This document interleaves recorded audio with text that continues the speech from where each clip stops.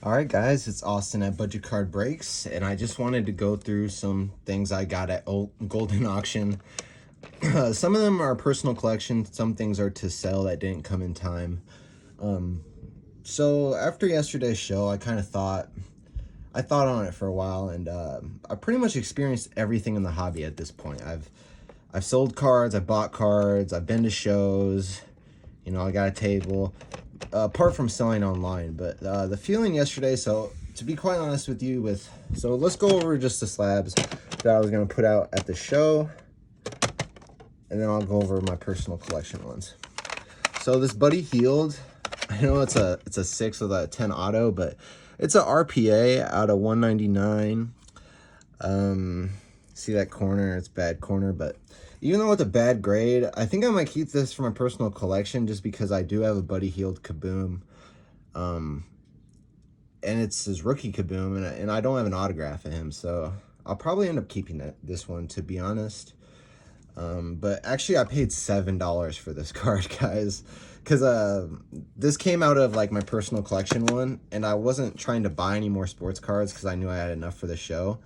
But I just won these two cards myself because I bought them both at $7. So a lot of upside on this when you paid $7 for it. I don't know, no one else wanted it because it's a 6, but I don't care about things like that. So Beam Team 8, the Clyde Drexler isn't as, the Shaq and the Jordan goes for like $1,000, I think. The Shaq goes for like 500 and some, but this one I got for $7, and it might come in handy for someone that's trying to, complete the Beam Team set, because, I'd let this go for like $15. But yeah, so those two cards, I'm definitely gonna try to sell the Beam Team. So, and this came from another order. That was part of this order, and I'll go over that later because these are all personal collection cards, but these are cards that I'm gonna sell at the next show, hopefully.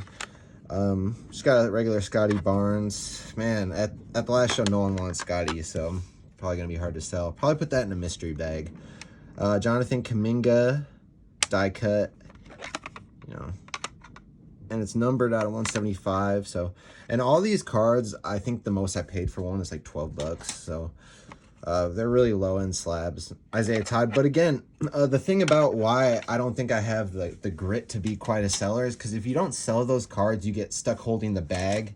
And like, I'm a collector, but like, I don't want to be stuck with a Isaiah Todd Orange Flash Prism Gem Mint 10. I don't even know who Isaiah Todd is. You guys get what I'm saying? So it was definitely a learning experience doing this. Luckily, I only really invested like, I think it was like $994 to be exact, in like new slabs to sell at the show.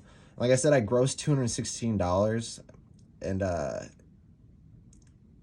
so basically I probably made like 40 or $50. So it wasn't good, but I mean, we'll see what the next show does. So these are going to be put in mystery bags at the next show, but so all of these, again, I got for like, I think I might have paid 17 for this one, but all these are like $12 maybe.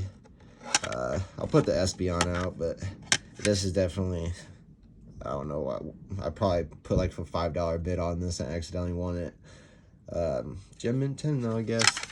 But yeah, so now let's go over cards that I consider my personal collection. And like I said, after I do this next show and I'm going to try to sell out of all these, slabs that I'm willing to sell.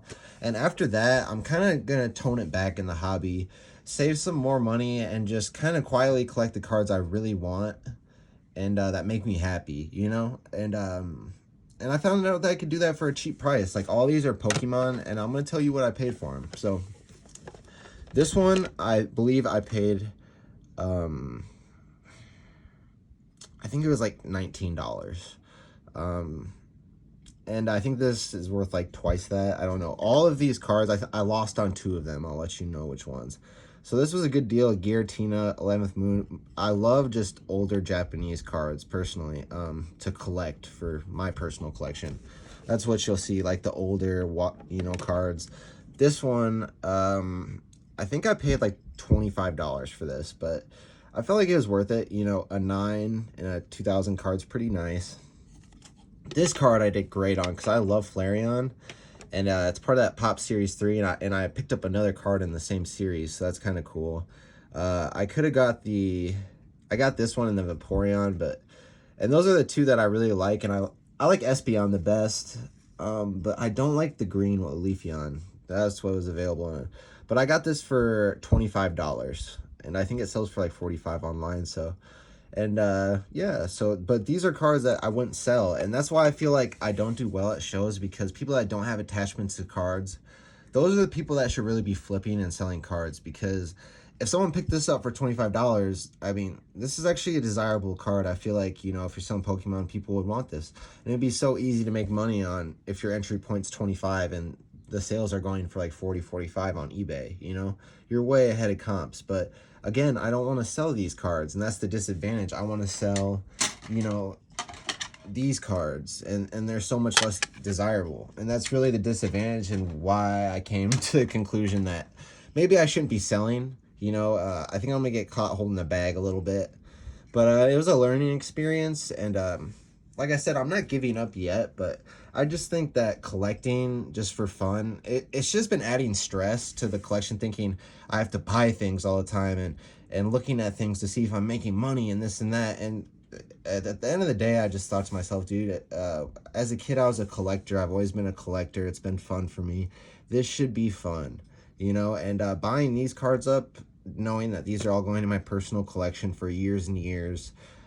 Eventually I do plan on selling my collection, but like just not anytime soon. That's not even like a thought of mine at this point. But anyways, so that's why don't try being a flipper if you're a collector. It makes it so much harder. People say you can do everything, but I mean, you can if you got a lot of grit to hold that bag. You know, you got to be smart. So I got a sweet deal on, because Gem Mint 10s usually always go really high. I paid like just under 30 bucks for this, and I think it goes for like 60 on eBay. And again, another card that would be great to sell at a show. All these cards that I'm showing you, much better than the cards I do have at shows, but these are the cards I should be selling if I wanted to make money, basically. But I'm not, because I want to hold on to them. If I sold them, in my head I would just think, oh, now I have to go rebuy one. You know what I mean? And if you have that kind of mindset, you're just not going to do well selling. So that's just my tip. But yeah, so this card, absolutely beautiful. I love it. Got a great deal. This is that other Pop Series card, part of the same series, so I think that's really cool. Both near mint 8s. And people don't realize in Pokemon, like, an 8 is, you know, that's a clean card. I mean, there's one bad corner, I guess, little wear, but I mean, like I said, I'm fine with like 5s, you know, especially with the higher value cards. Like this card in a 10, I just would never buy something in a 10 that's... Here's a great example, okay? This is an expensive card in like a 9 or a 10. It gets very expensive. But this in a 5, I paid $9 for this. And I still have the copy of the card. You know, I have an example of the card. So that's cool. I wonder why it's such a bad grade. I mean, the holo pattern sucks. It looks like there's some just... It looks like it's kind of like faded almost in the front. But as far as the corners go and everything, it's not that bad, but it seems kind of faded. Maybe, I don't know, but another cool card. If you haven't noticed, like, I like Japanese better, but, you know, it's not like it has to be Japanese. I just like Japanese, especially with the older cards, because that's like so here's the card I lost money on. I'll show you the two that went negative. I think I think it was either this one or I think I lost money on this card and this one. I paid $18 for this one. This is a 6, and just like I said, 6s aren't really desirable for most collectors. They are to me. Like, I really don't care. I want the card encapsulated for protection and an example of the card. The grade is important, don't get me wrong, but at the end of the day, I would much rather pay $16 for this than spend $100 for the same copy of this card in like a PSA 8 or a 9, which is probably what it is in like a 9, you know. It's probably like over $100 or something, you know.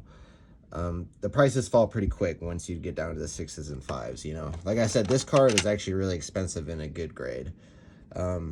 But again, I just wanted the examples. So these are examples of like cards that make me happy, dude. And this is what I'm gonna continue to do. Just I whatever about Golden, but you can find good deals on, like, I got all these cards. I think the most I spent on a card was $30 out of all of these, and most of these cards were $20, $17, and I just feel like those are great dealers for, you know, pre-2010 cards. To me they are, you know. So it was only, I think I paid with this, and part of the order is like, it was like $225 with tax for all of these slabs. So, and these are all collection cards, so it made me super happy to do that. So that's an example of like cards that I collect that I should be selling if I was smart. Not really smart, but if I wanted to be a flipper, like, you know, how I just tried to sit up at a show and do that. But I shouldn't be selling cards like, you know, these are just less desirable cards. I mean, let's just be honest. They're like middle of the row, you know. I don't know.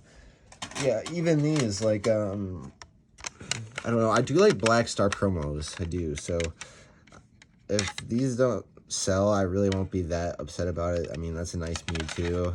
It's a nice SBMV. I definitely want that gone, though. That's a nasty slab. But these three aren't the worst. But you guys get it. It's just different shopping when you're shopping, like, just to sell. You know, at least for me, it's probably different for people that don't have attachments to the cards, because they can buy stuff that looks good to them. And that's why it's easy to sell, because, like, this card's attractive to me. And a lot of people that collect, they have the same eye as me. So it'll be attractive to them, too. And, you know, if I price this card at $25 at a show, it would go. I guarantee it would. You know, that's not much of a make, like $7, you know, but maybe not, because it's a 6. But a better example would be like this. You know, I paid $21 for this one, and this card, you know, you could very easily sell for 50 or 45, I'm sure. You know, but again, I don't want to sell it. It's just a beautiful card. I love Vaporeon. I feel like I would just want the card back again. So, and that's why I feel like I just can't be a flipper. So it's caused me stress doing this in the past month or two, preparing for this show. I'm gonna do the next show. I'm not as stressed about it because I have all the inventory. This stuff was supposed to be at my first show. It just came late in the mail. Like, the show was Sunday, it's Monday, it came a day late. So just some extra stuff to set up at the next show. But all in all, I'm done buying stuff for shows. I have plenty of inventory to go through. If I don't sell it, I'm gonna be holding a bag, but not like a huge bag, you know what I mean? Like I said, I did spend just under $1,000 with inventory for the shows. But I've heard much worse horror stories. People, you know, most people won't lose sleep over losing $1,000. $1,000 is a lot to me, but I mean, it's not the end of the world, you know. But so all in all, I'm just letting you guys know I'm gonna get back to my collecting self. Probably, since I am saving up for the card show, it's going to be a lot of Golden Auctions Pokemon, just because I can get slabs for, you know, sub $20 like this. And yeah, I just love that, because yeah, sure, I could get this card raw and grade it myself, but I hate grading cards, guys. That's why I still have the Moonbreon and all that stuff raw. I plan on just going to the National and signing up with PSA there and giving them literally like 50 raw Pokemon cards. That's going to be like half of the money that I'm saving just to do this huge Pokemon submission with them. But yeah, and also I do have 2 big Beckett orders out in the wild, so hopefully those come back soon. I'll show those off. But yeah, if you guys stayed along for this video, I really appreciate it. Let me know what you guys think about the slabs. See you guys later.